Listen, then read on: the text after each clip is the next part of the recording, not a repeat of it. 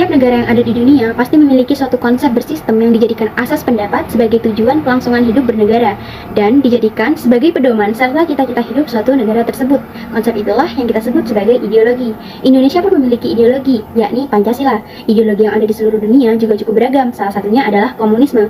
Ideologi komunisme adalah paham anti kapitalisme melalui sistem partai komunis yang melakukan pengambil alihan kekuasaan dengan menentang hak kepemilikan dan akumulasi modal di setiap individunya. Salah satu negara yang menganut ideologi komunis ini adalah Korea Utara. Latar belakang Korea Utara memilih komunisme sebagai ideologinya. Pada tahun 1945, setelah merdeka dari penjajahan Jepang, terjadi perpisahan antara Korea di garis 38.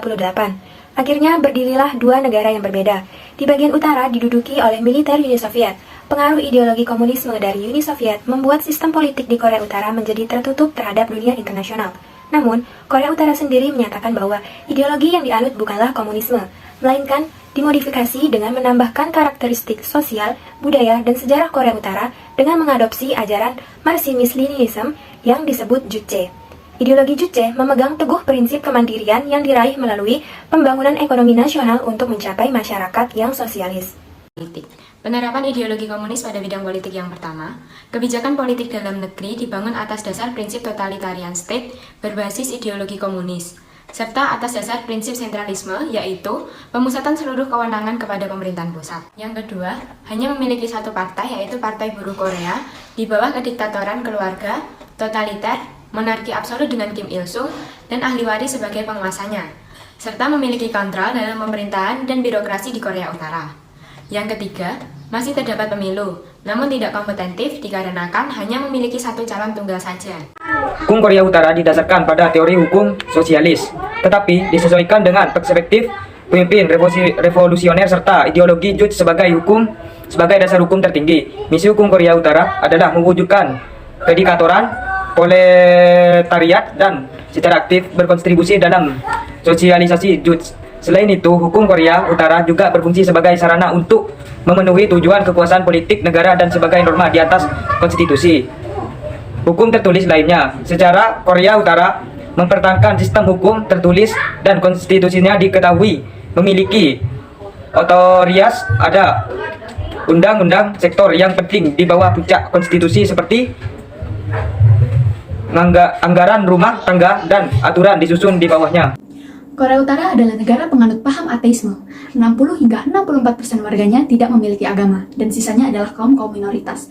Memang terdapat bangunan keagamaan seperti gereja dan masjid sebagai simbol kebebasan beragama. Akan tetapi pada penerapannya adalah nol besar. Pemerintah Korea Utara tidak segan untuk menangkap mereka yang melakukan praktik keagamaan, kemudian mengeksekusi, menyiksa, dan memukulinya. Ideologi Juche tersebut berperan sebagai sarana pencuci otak dalam membentuk loyalitas dan dedikasi rakyat Korea Utara kepada pemimpin negara, sehingga menghormati pemimpinnya sebagai Tuhan yang hidup, serta sebagai keturunan dewa atau ilahi. Penerapannya adalah dengan membungkuk di depan patung pemimpin dan melakukan pemujaan di depan foto sang pemimpin.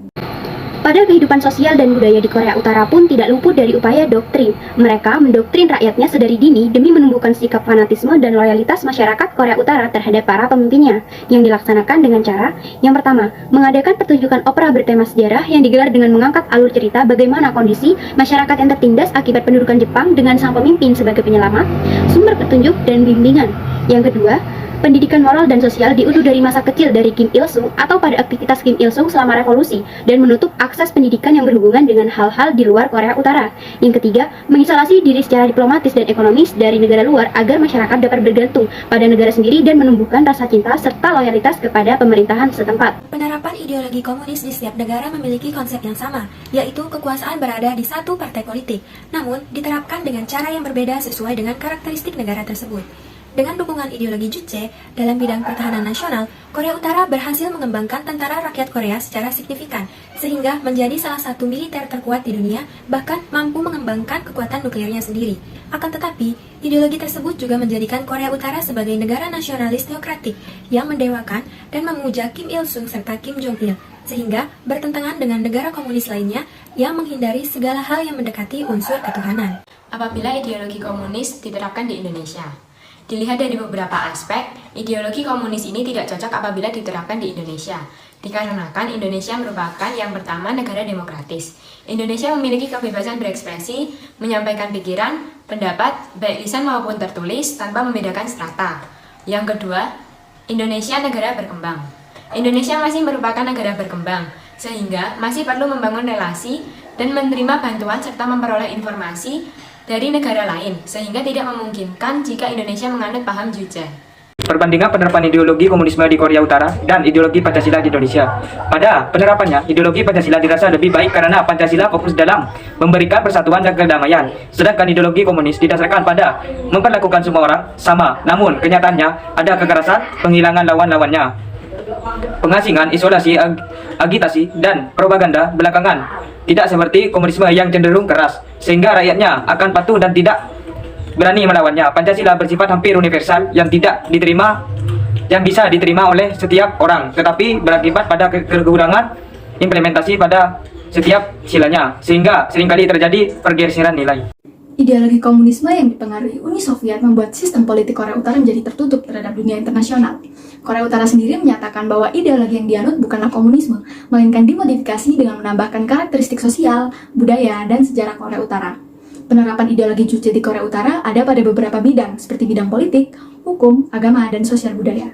Ideologi ini juga memiliki kekurangan dan kelebihannya jika dibandingkan dengan negara-negara lain yang juga menganut paham komunisme.